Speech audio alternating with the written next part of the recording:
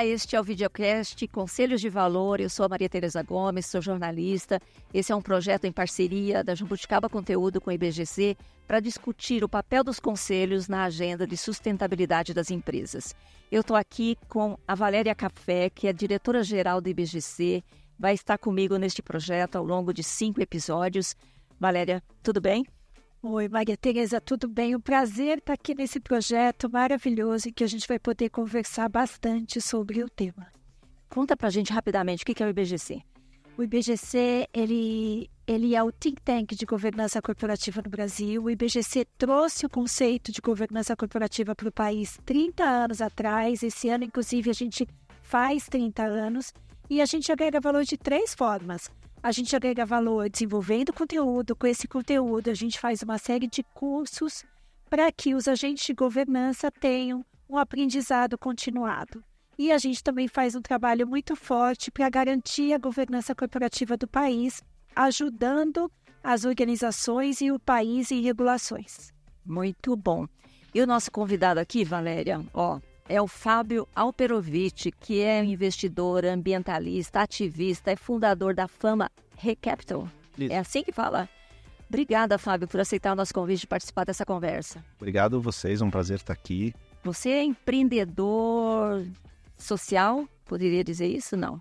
Eu acho que também, porque além de ter fundado a Fama em 93, eu já fundei 4 ONGs também. Estou bastante próximo desse mundo da sustentabilidade, terceiro setor, e acho que a empresa, desde a concepção, ela carrega um propósito muito grande também. Talvez um conceito não estricto sensu, mas sim. Mas sim. Você está no conselho do WWF, do Instituto Ethos, do Pacto pela Equidade Racial. Qual que você acha que é o seu papel nesses conselhos, Fábio? É muito boa pergunta, porque eu participei do conselho de administração de várias empresas de capital aberto, de algumas empresas de capital fechado.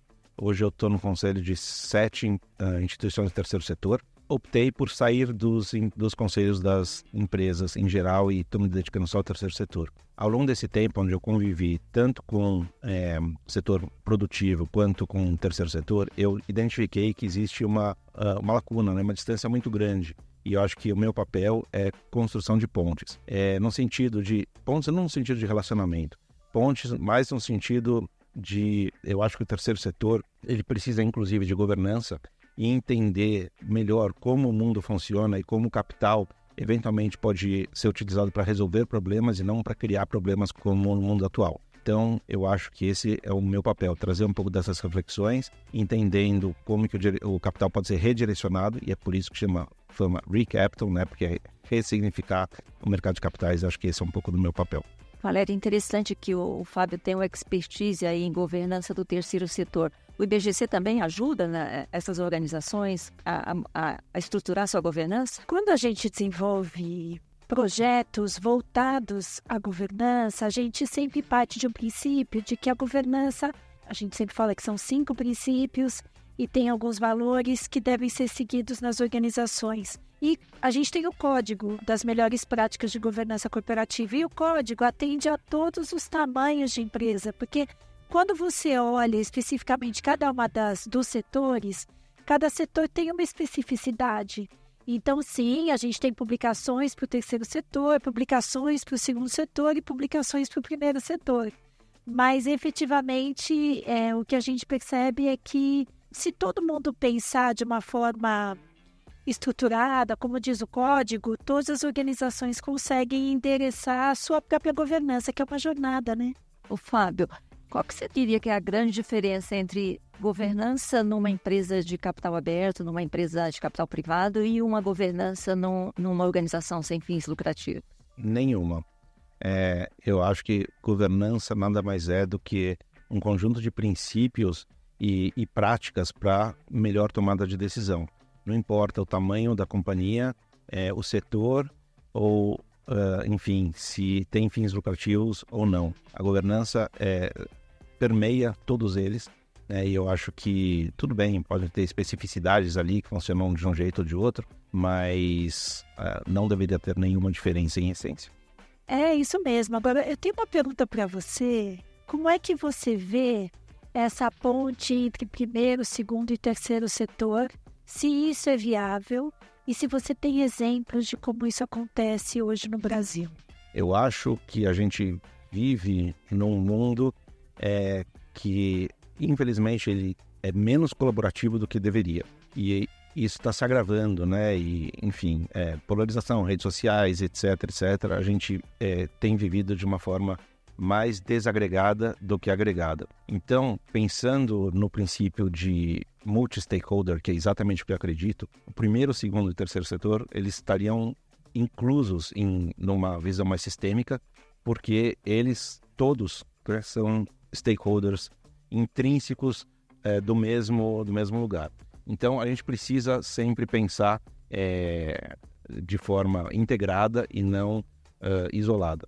Eu acho que esse é o grande papel dos conselheiros, não importa onde eles estejam, né? Olhar para os stakeholders como um todo e ter uma visão sistêmica e integrada entre todos. Mas isso que você está falando é quase o mundo ideal, né? Em que fase nós estamos disso aí? Não, acho que esse é um mundo, quando você fala mundo ideal... Como a gente gostaria que fosse. Pelo menos a maneira que eu ouvi sua pergunta é como se fosse um mundo utópico, né? Como se fosse... eu gostaria que não houvesse fome no mundo, eu gostaria que não existisse desigualdade. Claro que todo mundo gostaria disso, mas talvez seja difícil de atingir. Eu acho que esse é um mundo, se a gente for do ponto de vista pragmático, se as pessoas entenderem governança como devem entender, eu acho que esse é um mundo possível para hoje. Então, acho que não é um mundo ideal. Acho que, enfim, a gente precisa discutir, ter um debate mais qualificado sobre questões de governança, como que se desenvolve governança em todas as esferas públicas e privadas, e no terceiro setor também. E eu acho que isso é para hoje. Sendo isso para hoje, né? Vou entrar um pouco no... Como é que a questão da sustentabilidade foi evoluindo com o tempo, né? Que é algo que a gente começou a conversar. Em 2020, a gente estava falando antes de começar, né? Você tinha o mundo pré-pandemia e o mundo pós-pandemia. E no mundo pós-pandemia, começou a reforçar, porque a sigla ESG já existia, começou sendo reforçada essa sigla ESG, que foi crescente até 2024, quando de repente começou a haver um movimento de 2023 para 2024, de que sigla ESG é uma coisa, sustentabilidade é outra, e hoje você nem ouve mais tanto essa palavra, essa sigla ESG, em que as pessoas efetivamente falam de sustentabilidade. E eu acho que este mundo, independentemente do que você chama de ESG ou sustentabilidade, é um mundo efetivamente que as empresas trabalham segundo e terceiro setor, né? Talvez o primeiro em alguns momentos quando a gente fala em regulação. Tendo dito isso, conta pra gente como você vê essa evolução das questões ESG, sustentabilidade dentro das organizações e se efetivamente elas se tornaram estratégicas. Depois a gente fala de 2025, tá? Tá bom. Eu tenho uma leitura um pouco diferente da sua. Isso não quer dizer que eu esteja certo e você errado. Eu acho que são questões complexas que, enfim, podem ter interpretações diversas e tá tudo bem. Mas talvez você me alongue um pouquinho na resposta. Quando o termo ESG foi cunhado, isso não significa que essas práticas foram inventadas naquele momento. O termo foi cunhado para dar um nome para práticas que elas existiam, mas elas estavam desarranjadas. No mercado financeiro, por exemplo, chamava investimentos responsáveis. No mundo corporativo, chamava responsabilidade corporativa e assim sucessivamente. Quando o termo foi cunhado, tem um lado muito positivo do termo, assim, poxa, são 3 letrinhas, dá para falar em qualquer língua, é fácil justificar, é fácil explicar, ESG, ambiental, social, governança, enfim, então tem uma boa contribuição na popularização do conceito. Mas, ao mesmo tempo, ele tem um efeito colateral extremamente negativo, na minha opinião, que é o enfraquecimento das práticas, né, o reducionismo e, principalmente, o apartamento. O que eu quero dizer com isso muitas instituições financeiras e corporativas começam a entender o seguinte: olha, eu tenho aqui o meu core business e tenho o ESG como se o ESG fosse um puxadinho. Ao invés de integrar os conceitos, eles desintegram. E ao desintegrar, eu acho que a prática ela fica completamente manca. Que esse desfavor pelo reducionismo aconteceu a partir dessas 3 letrinhas.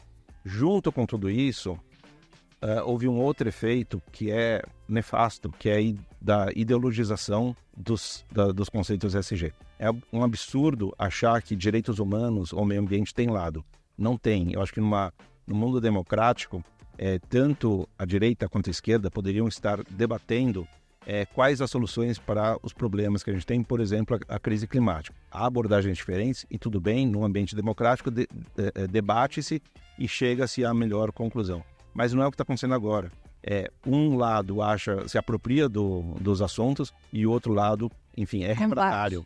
Refratário combate aos assuntos. O que enfim, total contrassenso. Então, acho que esse enfraquecimento dessa temática tem a ver com a questão da ideologização. É não querer parecer um determinado espectro. E aí há um reducionismo do reducionismo. Então, é bastante preocupante o que tem acontecido. Enquanto isso, a gente segue num mundo colapsando em questões climáticas, com desigualdade aumentando, com questões raciais e de gênero também se agravando, e a gente fica cada vez mais longe da solução, e de novo, por falta de governança. Parece hoje, olhando como está o nosso cenário global, parece difícil que esses dois lados sentem para conversar e que cheguemos a um acordo. Olha, assim, vamos discutir uma pauta conjunta.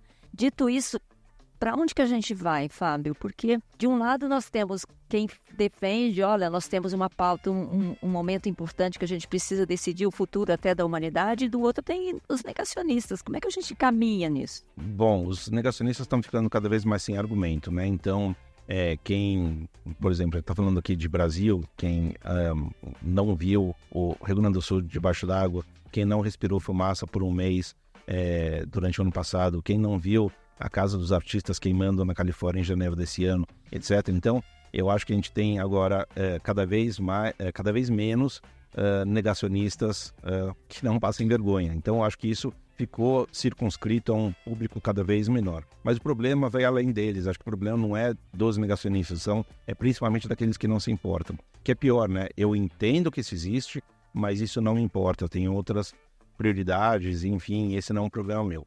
Em geral, aí vou por duas vertentes, esse é uma consequência dos privilégios, né? Que aqueles que não se importam são justamente aqueles que não têm que lidar com esses problemas. Crise climática, por exemplo, é inflacionária. A gente está vivendo, enfim, afeta a produção de grãos e por oferta e demanda a gente tem crises inflacionárias e isso deve se agravar. Quem consegue pagar por alimentos vai ter menos preocupação do que aquele que não consegue. Se alguém tiver que mudar de cidade, né, ou ir para um outro lugar, se puder pagar, ou se tiver que ligar o ar-condicionado, tiver condição, então a tendência é que o grupo privilegiado, que são aqueles que têm o poder de decisão, infelizmente tem se importado menos. Eu acho que esse é um problema bastante grande. Como faz para sair disso? A gente tem duas grandes forças motrizes, na minha opinião, que poderiam nos tirar disso. Uma é a questão regulatória e outra a questão de direcionamento de capital. Então, o capital que hoje, infelizmente, é direcionado para agravar problemas, ele deveria ser canalizado para resolver problemas.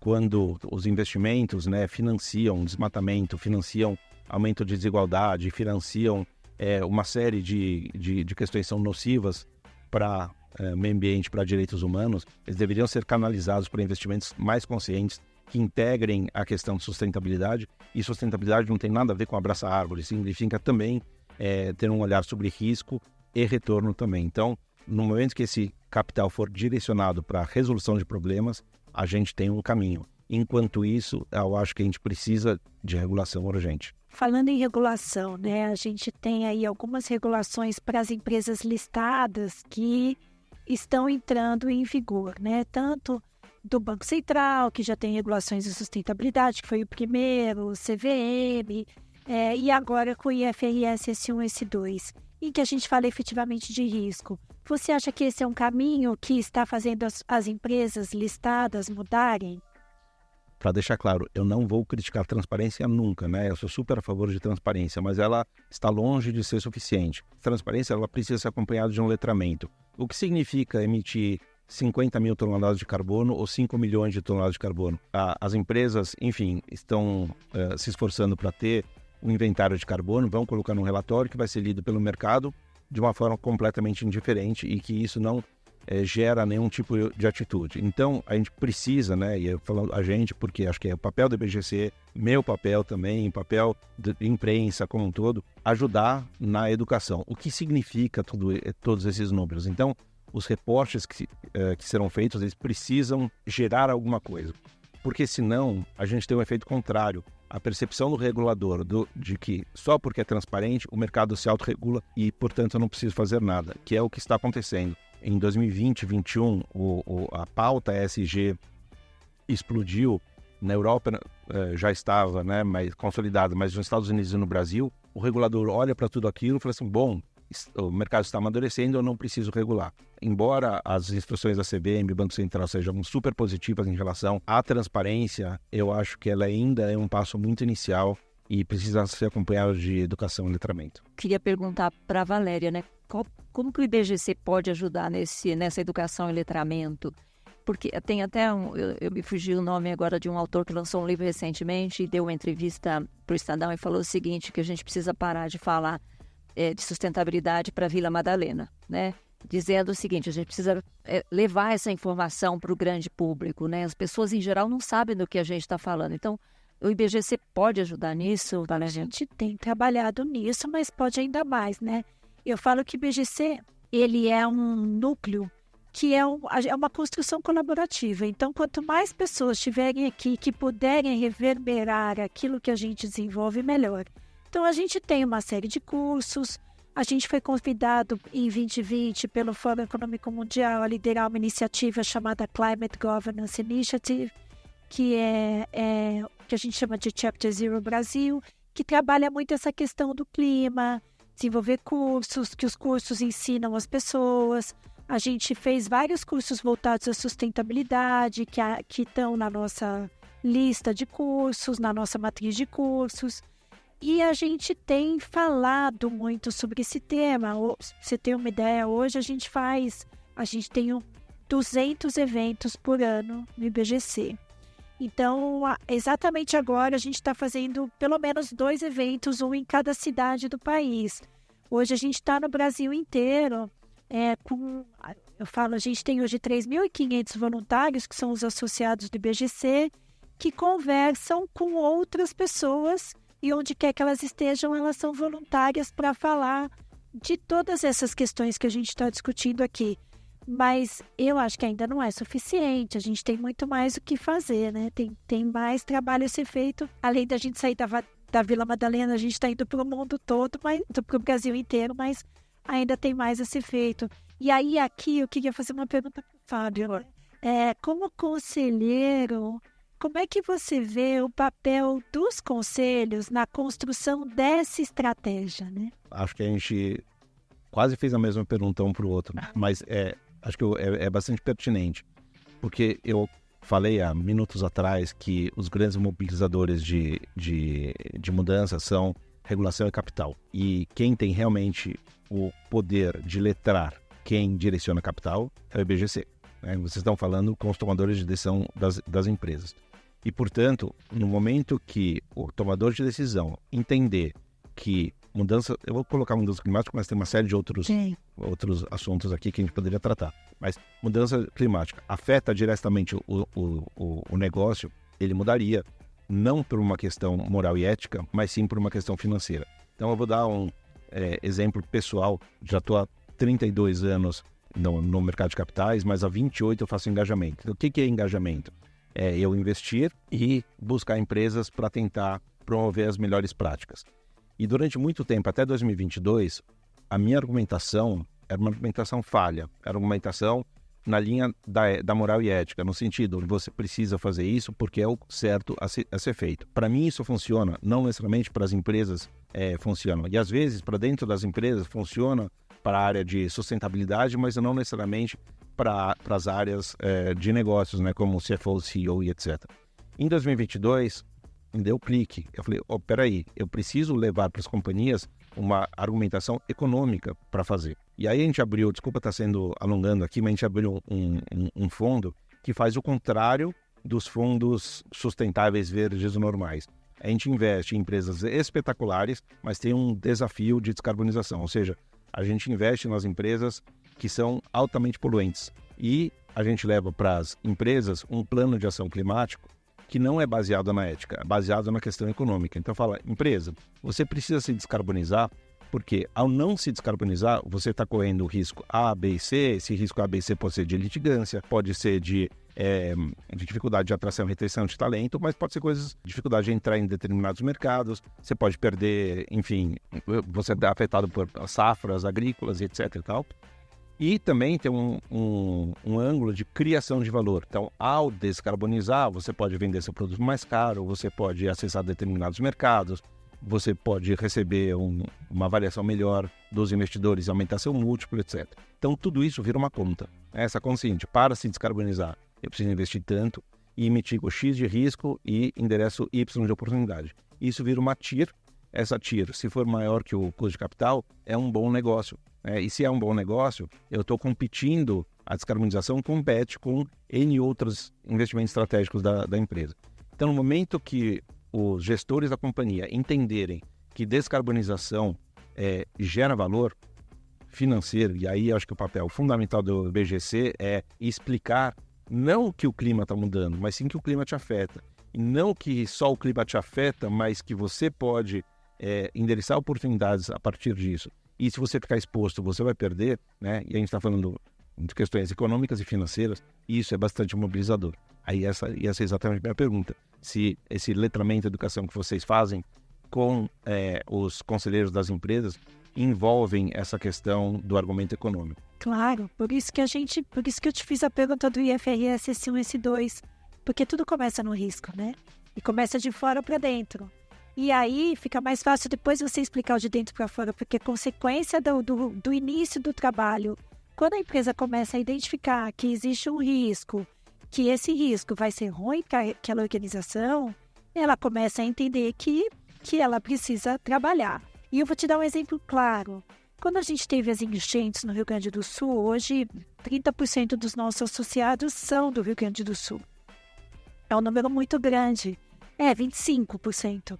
E quando a gente teve as enchentes do Rio Grande do Sul, teve um conselheiro do Rio Grande do Sul que me mandou um e-mail e falou assim, se eu soubesse o que essa enchente traria de prejuízo, eu teria trabalhado de forma diferente nos conselhos que eu atuo. Preciso do BGC para me ajudar a levar esse letramento para dentro das organizações. Então, o que a gente tem trabalhado, inclusive, não é só o letramento com conselheiros, mas é começar a entrar nas empresas. Espera aí, vamos ver as maiores empresas e vamos lá bater na porta da empresa e falar, escuta, vamos trabalhar junto? Como é que a gente pode ajudar no letramento? E não é só dos conselhos, mas é dos executivos, porque o que a gente percebe também é que o conselho de administração, muitas vezes, a maioria deles, tá? Ainda continuam olhando no espelho retrovisor. São poucos os que já trabalham na questão de planejamento estratégico, que trabalham de uma forma atual do conselho, né? Porque o conselho atual é aquele que fala, olha, como a gente vai olhar o planejamento estratégico, como a gente vai ajudar a gestão a andar para frente, né? E não ficar fazendo só pergunta como se fosse uma inquisição. Porque a inquisição não leva a nada, né? Ela só leva atraso para a organização que fica correndo atrás do número. Não que ela não tenha que existir, mas olhar do conselho é olhar para frente. Então, a gente tem que ajudar a gestão também a entender o papel daquilo. Então, o letramento é de toda a liderança, gestão e conselho. E eu queria perguntar para o Fábio, qual que tem sido a adesão a esse seu discurso e se você pode dar um exemplo prático? Posso dar alguns exemplos práticos e eu acho que a adesão tem sido plena, de verdade. A gente investe em empresas muito grandes, porque a gente quer resolver grandes problemas, a gente não quer resolver pequenos problemas, e essa estratégia de descarbonização, embora para muitos ainda pareça que é uma linha de custo, de despesa, vou gastar com isso, muito pelo contrário, né? Existem muitos ângulos de criação de valor a partir daí. Acho que eu posso dar um exemplo interessante, que é a SLC, se não for a maior, é uma das maiores produtoras de soja do mundo. E por que eu estou dando esse exemplo? Por duas razões. Primeiro, que a grande maioria das emissões de gás de efeito estufa do Brasil vem de uso da terra, né? Ao contrário do perfil de emissões dos países do mundo, que é fósseis, aqui no Brasil, o nosso problema não é esse. O nosso problema é o uso da terra, desmatamento e etc. E o segundo é que o setor do agronegócio ele foi estigmatizado pelos ambientalistas, inclusive é chamado de agronegócio, e a gente entendia que ao fazer um case de larga escala de transição de agricultura convencional para agricultura regenerativa, isso também geraria um efeito sistêmico, né? Porque se é possível produzir responsavelmente em larga escala, o vizinho vai ter que se enquadrar e o regulador, né, inclusive de outros países para onde exportamos grãos, também podem aumentar um pouco a barra e isso gera uma grande transição. E, coincidentemente, os fenômenos climáticos que aconteceram no ano passado foram devastadores para o agronegócio. E quando a gente vai analisar os dados de uma maneira mais granular, nos locais onde prevalecia as práticas convencionais, a perda de safra foi, na média, 30%. É claro que varia de cultura para cultura, região para região, etc. Nas mesmas regiões, as mesmas culturas, e onde tem práticas regenerativas, a média foi de uma perda de 12%. Então, ao adotar práticas de agricultura regenerativa, significa menos perda, ou seja, mais resiliência, e mais resiliência, obviamente, é mais resultado, especialmente quando tem quebra de safra. Então, a gente está falando de uma commodity, menos oferta, portanto, o preço sobe, você ter mais produto, obviamente você lucra mais.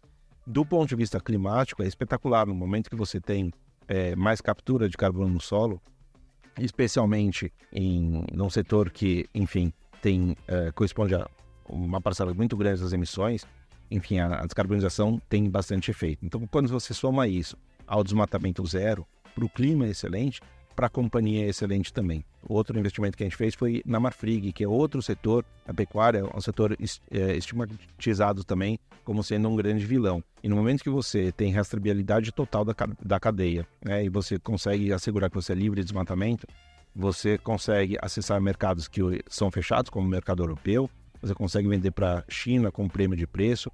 Então, assim, existe muitos ângulos financeiros que são bastante positivos. Isso sem mencionar a valorização do capital natural, que eu acho que esse é o grande debate dos próximos 10 anos, que hoje ainda não é valorado. Então, é um ativo intangível que essas empresas estão criando e que vão representar um valor futuro bastante relevante. Fico pensando, Fábio, como é que começa essa conversa, por exemplo, dentro da Marfrig e da SLC? É pelo conselho? É pelo CEO? Onde é que você chega para ter essa conversa e depois ela vira uma estratégia, ela se espalha pelo negócio?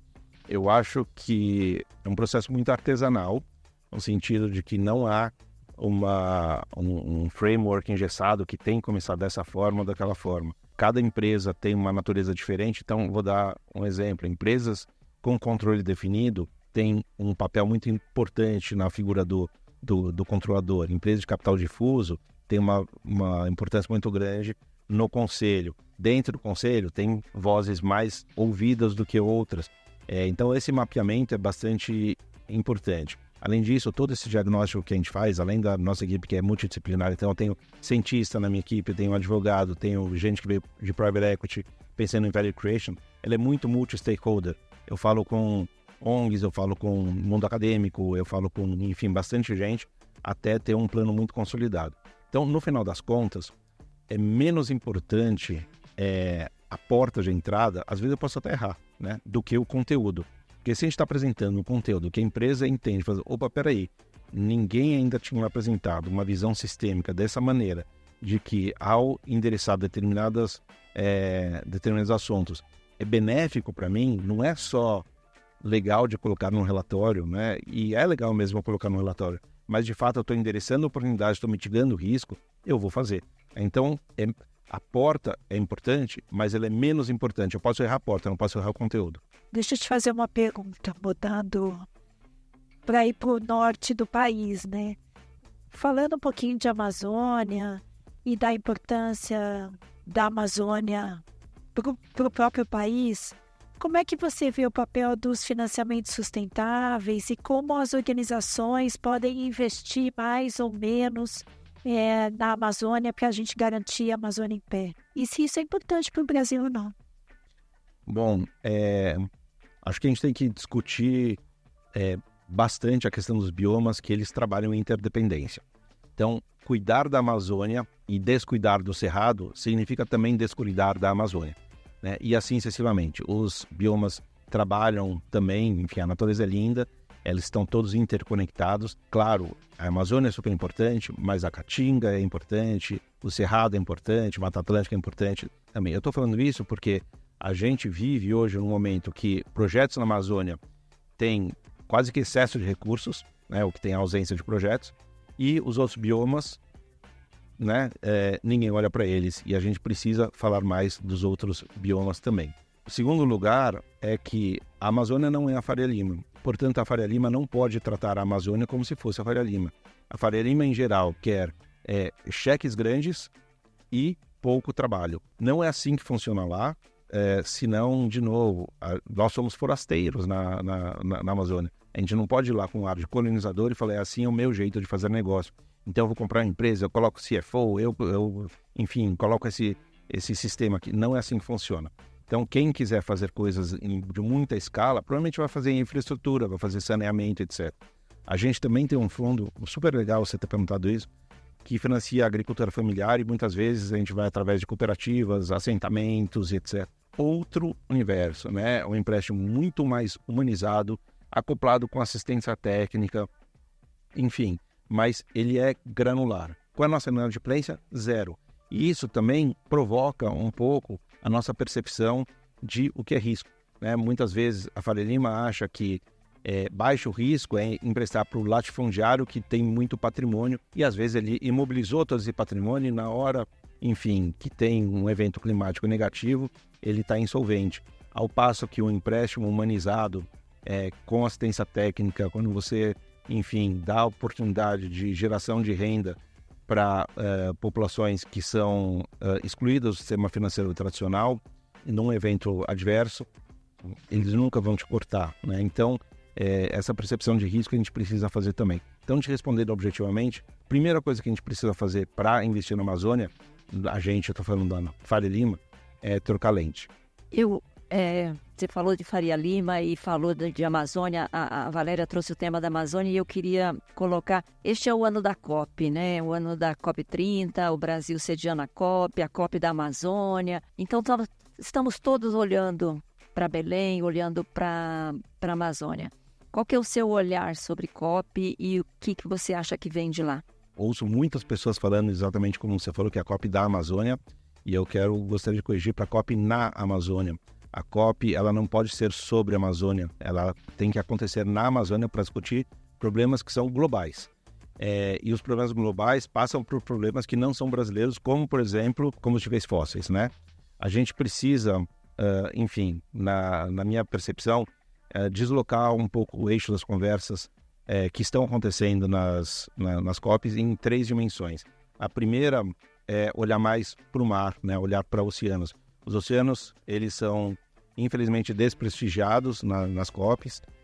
Eles são os maiores sumidores de carbono, então a gente olha muito para a floresta, olha muito para o verde, olha pouco para o azul. Estamos num país com 8.500 quilômetros de costa, precisamos olhar mais para o mar. Então acho que o Brasil tem essa oportunidade de introduzir, não vou falar introduzir porque isso já existe, mas incorporar esse assunto como um assunto estratégico, até porque a próxima COP é na Austrália, que tem aí um litoral ainda muito maior do que o nosso. O segundo ponto é que a gente precisa começar a falar mais sobre adaptação e não só mitigação. A gente tem falado nas últimas COPs sobre como evitar as mudanças climáticas ou como evitar que passe de 1,5 graus. O que é muito importante, precisa continuar falando sobre isso. Só que tem fenômenos que são irreversíveis. A gente já está lá. E ao já estar lá, a gente precisa se adaptar a uma nova realidade. Como que é esse mundo com 1,5 graus a mais? Quando a gente está falando de 1,5 graus a mais, a percepção das pessoas que estão mais afastadas do tema, elas entendem, poxa, 1,5 graus a mais não é nada, né? Primeiro que é 1,5 graus na média, o que significa que se tem alguns lugares que são 0, outros lugares são 3, se alguns lugares são -2, outros lugares, enfim, são mais 5, mais 6. Então, isso não é linear.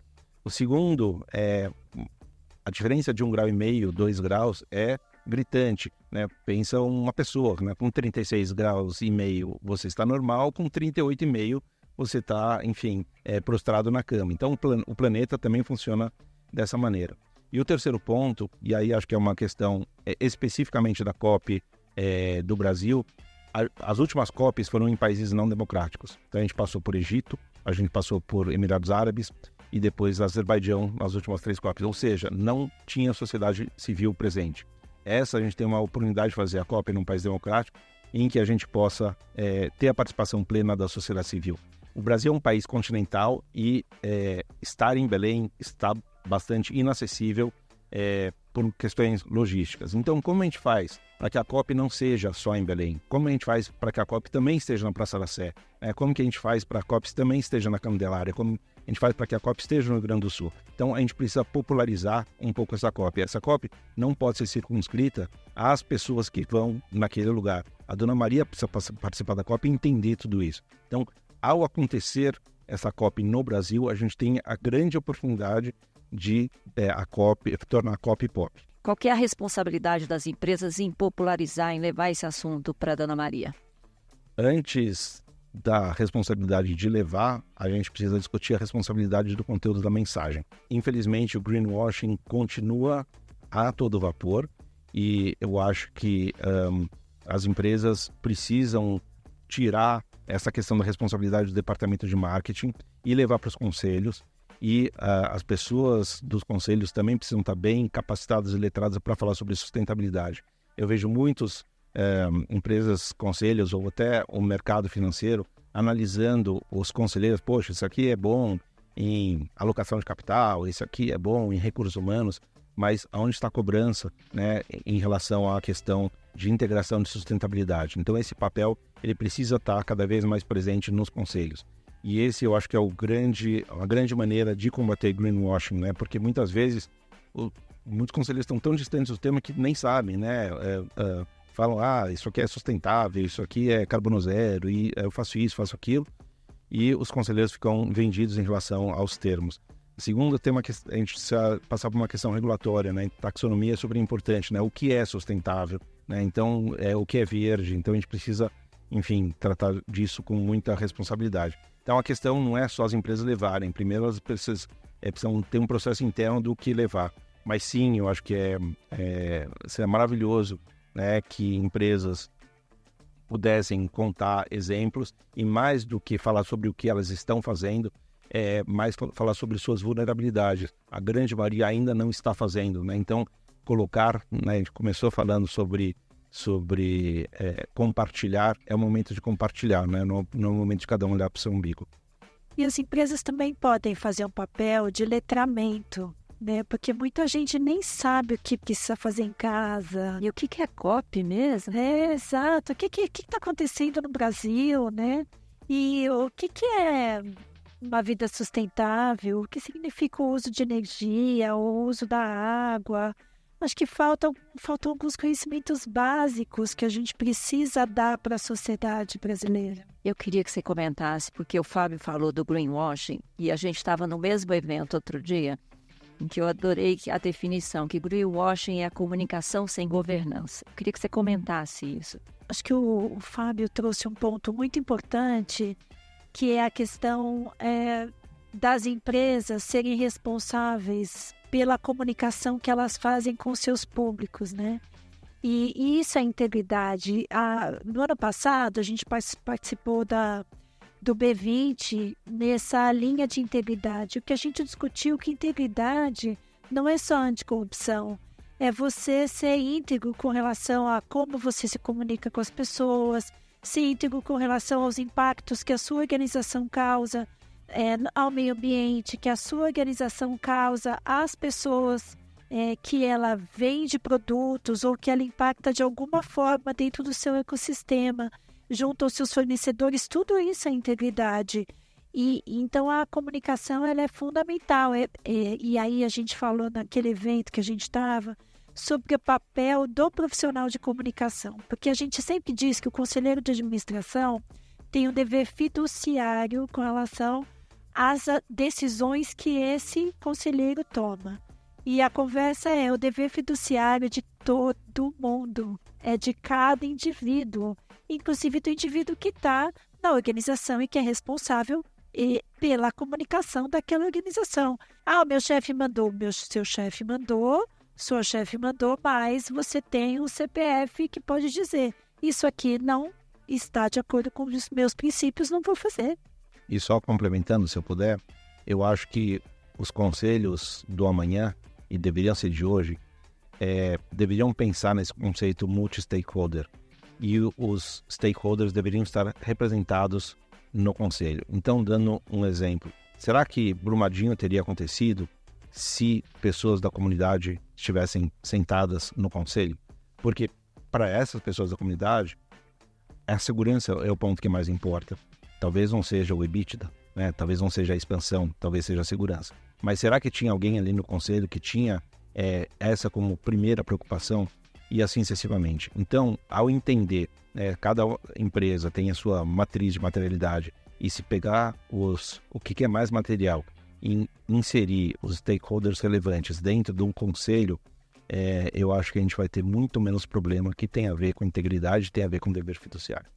Talvez não dentro do conselho, mas como um comitê de stakeholders, né? E que o conselho escute esses stakeholders e tenha um representante desse comitê.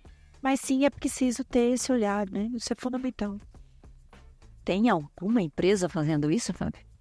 Tem fora do Brasil, por exemplo, me fugiu o nome da empresa, mas a empresa de saneamento do Reino Unido coloca pessoas da comunidade dentro do Conselho de Administração. Enfim, eu acho que esse é o caminho mesmo. No terceiro setor, isso é bastante comum. Eu acho que a gente precisa...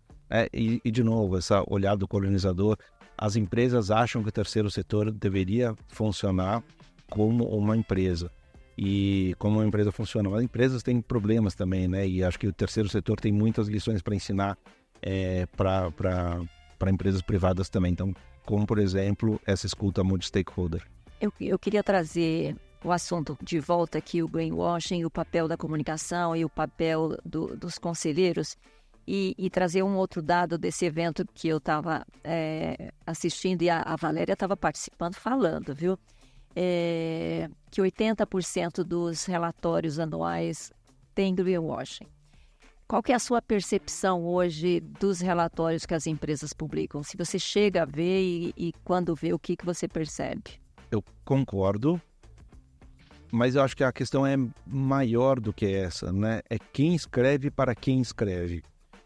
Até 5 anos atrás, esses relatórios, quando existiam, eram escritos para um público interno e talvez alguns stakeholders como fornecedores e clientes, que era para reportar internamente para as pessoas talvez terem mais orgulho do lugar que elas estavam, etc. No momento que entrou o mercado de capitais dentro da conta, ou seja, quando o mercado começa a olhar para questões ESG, esses relatórios eles mudam e eles começam a ter o seguinte: eu preciso encantar investidores para que eles me valorizem. E aí o interesse passa a ser econômico. E aí o greenwashing ele cresce, porque antes não fazia tanta diferença, né? Assim, é legal encantar os colaboradores, mas ele não precisava ir num nível absurdo. E aí a motivação do greenwashing ela cresce a partir do momento que o mercado de capitais começa a ser um dos stakeholders leitor desses relatórios. E aí vira um terror, porque vira uma competição de 19 para 20, por exemplo, ou 20 para 21, o número de empresas que começam a reportar cresce, a gente vai nos eventos anuais, não se falava de ESG, de repente tem uma página, depois tem 30 páginas, agora não tem nenhuma de novo. Então, eu acho que a gente precisa entender questões de propósito. Quem escreve, para quem escreve, concordo muito com a Valéria, tem a ver com integridade. Os relatórios mais honestos, eles deveriam trazer as vulnerabilidades e desafios também. Empresas têm problemas e não precisam colocar metas que sejam inatingíveis, muito pelo contrário, né? Então, eu acho que como a gente está falando de sustentabilidade, são questões abstratas e as metas são teoricamente muito, muito longas, né? Então, colocar uma meta para 2040, 2050, você tem também um problema de falar, bom, eu não sei se eu estarei aqui em 2040, então eu posso me comprometer com o que for, provavelmente quem estiver lá em 2039. Eu acho que isso é falta de ética também. E aí eu só queria complementar o que você falou, faz todo sentido tudo que você disse, é que nos relatórios anuais você tem uma questão da matriz de materialidade, e que se você lê um relatório anual de um ano e lê o relatório anual do ano seguinte da mesma empresa, você não consegue ver a evolução do que está acontecendo. E que isso é que seria o ideal, porque a empresa está dizendo, olha, eu tenho um planejamento e eu estou seguindo esse planejamento e eu estou evoluindo nesse indicador, e você não consegue enxergar isso hoje. Mas acho que a gente cai numa questão que as pessoas não querem mostrar a sua vulnerabilidade, né? Porque isso implica no emprego, na promoção, implica nas questões mundanas, né? A gente está chegando ao final do nosso podcast e eu queria, primeiro para a Valéria e depois para o Fábio, perguntar o seguinte: vocês dois têm filhos, que mundo que a gente está deixando para eles? Um mundo complicado. Mas eu tenho que ter esperança, né? A gente tem que ter esperança. Eu acho que a gente ainda não acabou de complementar aquilo que a gente precisa. Existe, inclusive você falou uma coisa, existe uma questão relacionada a choques geracionais, né? A gente acabou no último mês, tudo que saiu nos jornais foi a questão daquela série Adolescência, né? E como lida com isso. Não é nem o que a gente deixa para eles, é como a gente trabalha junto, porque os jovens também são nossos stakeholders, né? Como a gente escuta, entende o que eles estão querendo dizer e trabalha junto nessa construção. Acho que tem um caminho viável aí. A gente precisa estar mais atento a ouvir para fazer essa construção. Fábio. Eu acho que para quem me acompanha, lê minha newsletter ou meus posts em redes sociais, sempre vê uma pessoa muito crítica. Talvez esse seja o único ângulo que eu tenha uma leitura mais construtiva. E eu acho que, na verdade, é nós que vamos herdar um mundo melhor dos nossos sucessores. A minha geração foi a grande responsável por aumento de desigualdades, por estresse climático e etc. Nessa transição para a nova geração, eu acho que a gente tem um caminho para entregar um mundo terrível para uma geração que se importa. A gente vai ver uma reconstrução e a minha geração vai colher frutos pelo menos desse início dessa reconstrução. Então, nós que seremos herdeiros deles. Muito obrigada. Quero agradecer a Valéria Café, diretora-geral do IBGC, ao Fábio Alperovitch, que esteve aqui, a investidora ambientalista da Fama Recapital. Obrigada, Fábio. Muito obrigada por esses conselhos de valor. Obrigada. Obrigado a vocês. Obrigada, Fábio. Obrigada, Maria Tereza. Obrigada. Até mais.